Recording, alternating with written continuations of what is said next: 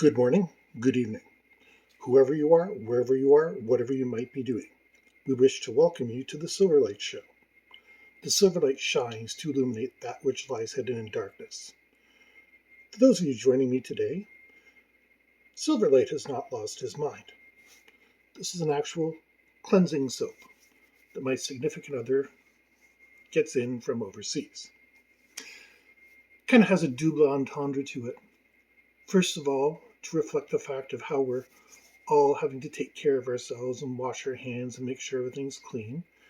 And secondly, because it involves a little seal on it that it has come from overseas, if you can see that little detail. Because what we're talking about is the vaccine passport. I've been doing a lot of thinking on this, and it seems a lot of work to go into something that is supposedly a temporary measure. Let's do some math here. How many people in the world have a passport? Well, quite a few. And even if we take a small country like Luxembourg, which is a tiny population and everything, to put a passport system in place that would indicate whether you had the vaccines or not would cost millions. To say nothing of a Canada, United States, India, China, Russia, one of those gigantic nations. So in order to combat the pandemic, to ensure safety on flights, we're going to be spending millions, billions, even trillions of dollars. Now, on the one hand, I don't mind this because it's a surefire job creator, at least in the short term.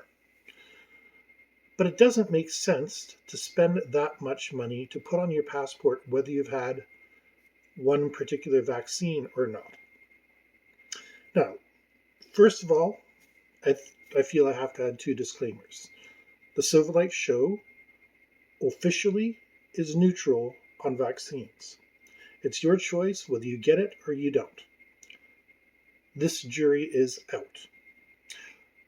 I also wish to say that the Silverlight Show officially recognizes the pandemic as 100% valid. People are dying. There is a problem in the world and it needs to be addressed. So let me say I do not have a problem with the measures that have been taken and put into place. But this whole medical passport idea is very fishy. There's something wrong with it.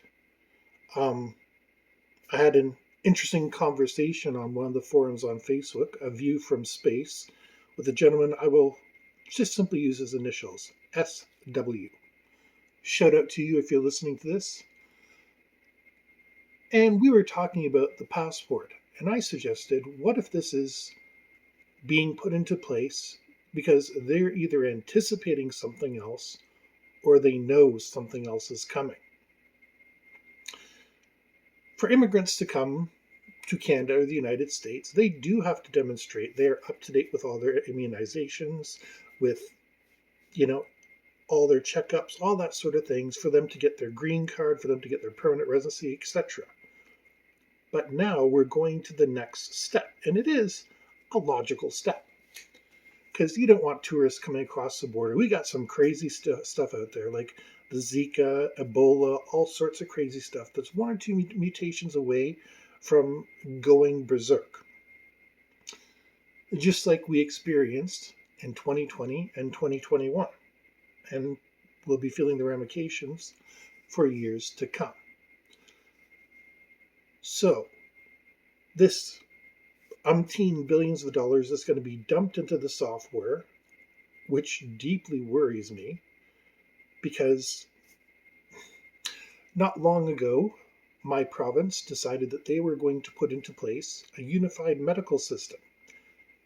It failed utterly. Whoever coded this, they needed to get a Mark Zuckerberg in or somebody to do the coding because it was an utter failure. And those are my doctor's words, not mine, because he said it was useless. The information was being lost. We tried to get records for myself that were very important from 10 years ago, and they were lost. Completely gone. Records that were in the previous system are no longer available. That's fantastic when you're trying to track something over time. So these vaccine passports, I imagine, will be pretty easy to fool, to make a bogus passport. And no matter how many millions you sink into it, there's always that one clever script kiddie who's just got online and found a couple lines of code that's going to make him convinced, him or her, that they can get through any security code. It's a huge boondoggle if it's only to keep track of this one situation. Why would you spend that much money? It makes zero sense unless you're anticipating something further, or unless you're planning on sharing information about the people who are going across the border. Canada, United States, and Mexico, we have pretty much undefended borders. I mean, there's checkpoints. There's certain places you can get through without checkpoints, as has been explained many times. And that's part of life over here. China and Russia, that border is huge.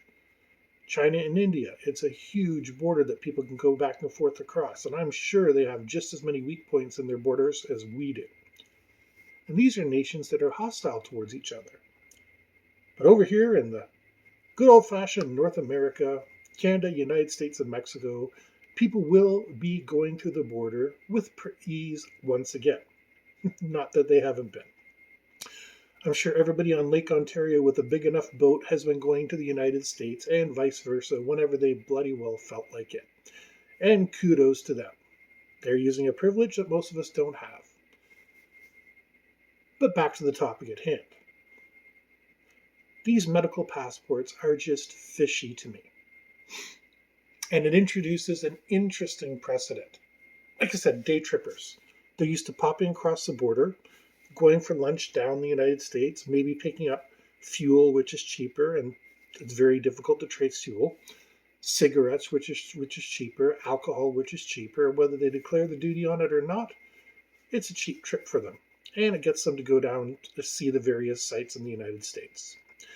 It's a day drive to places like Pennsylvania, Ohio, and I'm not going to bother listing all the places that you can go because, I mean, Canada covers a heck of a long way. Mexico, too. There's all sorts of places you can just nip across the border for whatever you choose to go across the border for. I don't want to say tequila and tacos because that's very stereotypical.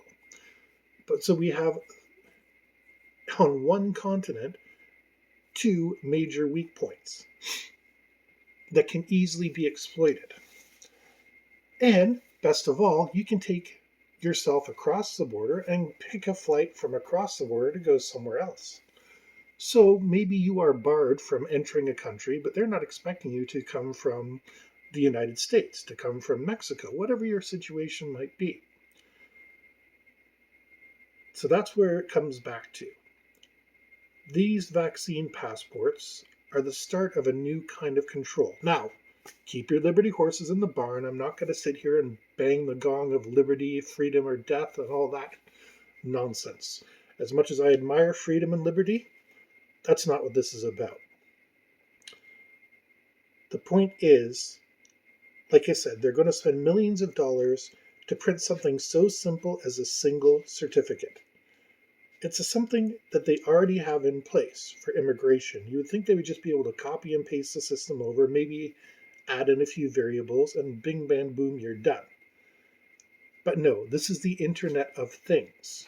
What's the Internet of Things, you might ask? It's the Internet of Things that are not human. For example, for many years it's been proposed to have a fridge that would know when you're running low on milk and send you a text message to say, hey, we are running low on milk. And you get the text message, you pick up milk. There's a lot of our things that talk to each other. The cars that are on the road today, you hook your phone into it, your phone and the car are talking to each other. They're sharing information with your insurance company. The Internet of Things. Nobody needs to do anything. The machines are talking to one another. So what happens when they put in a vaccine passport that lists your vaccines and a computer has a glitch, has an error, or is being told not to let certain people in. Yeah, that's a restriction that makes things even more interesting. And what's to prevent it to being applied to other things? I just went through. We've had a bird flu scare in the past couple of years. We've had a swine flu. We've had every type of flu scare happen, and then the present pandemic hit, and now we have pandemic passports. This isn't a new thing either. They've been talking about this for a long, long time. So my question is, what comes next? Is there another virus on the way? Is this a way that they're seeking to control access to the border? Or, the most scary thing of all, is this just another way for them to have your information? I dated a border agent for a short while. Lovely girl. Nothing bad to say about her, but she was very honest with me. She said, I can pull anybody over, I feel like. There's nothing they can do about it. I can make your life hell if I don't like the way you look at me. They already have that power, and we're giving them more opportunities at power. Oh, I don't see your smallpox vaccine down here. Well, no, I'm allergic to it. Well, sorry, you're going to have to pull over while we check your medical records. And this is a real situation I can see happening. There's plenty of people who are allergic to vaccines, particularly smallpox. Now, it's not a big deal since smallpox isn't around in the world, but we're discovering new diseases all the time. Our science is getting better, and viruses and bacteria mutate. They change. That's how they become so effective. Are we going to wait another 100 years? Or was this planned as some people think it was? It's an interesting question, and I can't see any government spending that much money to create a universally recognized passport that you then have to send to all the other embassies in the world and say, if you see this marking, it means this. I mean, it's not just the computer. You've got to make sure that your software is compatible with Abu Dhabi and Saudi Arabia and Nepal and all these other places so that they know what to recognize and their computers can tell your computers that their people coming over are also vaccinated and it's all compatible. So someone is making a lot of money making the standard coded interchange for one vaccine, two vaccine, and no vaccine. And they're selling their program around the world, and it is being purchased. Like I said, what other information can be carried? And ultimately, what is the purpose? We haven't heard the last of this, not by a long shot. Oh, and in news today, in India, the Delta variant is apparently starting to spread. It's starting to spread in Ontario. It's starting to spread in California. Remember what I said about September? We're waiting for something big. Anyways, on that cheery note, this is only meant to inform you. I'm not. Again, Silverlight has no official opinion on the vaccine. We fully support the fact that the pandemic is a real thing, and we recognize the passports, the vaccine passports in particular, are a good idea in theory. It's just we have so many questions about how they're being implemented. It's like the wall across Mexico. There's no logistical way you could build that in 8 years. And for these passports, there's no logistical way to put it in place that quick. So well after the pandemic has hopefully faded into the rear, we're still going to have these passports. And what are we going to do with children born in 2015 who get their booster shot at whatever point that they need it? And, it's 20, 30 years in the rearview mirror and they're being pulled over for this information. You don't have this vaccine. You don't have that vaccine. That is the focus of this show. Just something to think about. We wish to thank you for joining us for the Silverlight show today. If you appreciate the show, a like, a share, and a subscribe is always welcome. And to all of you out there, we hope you have a fantastic day.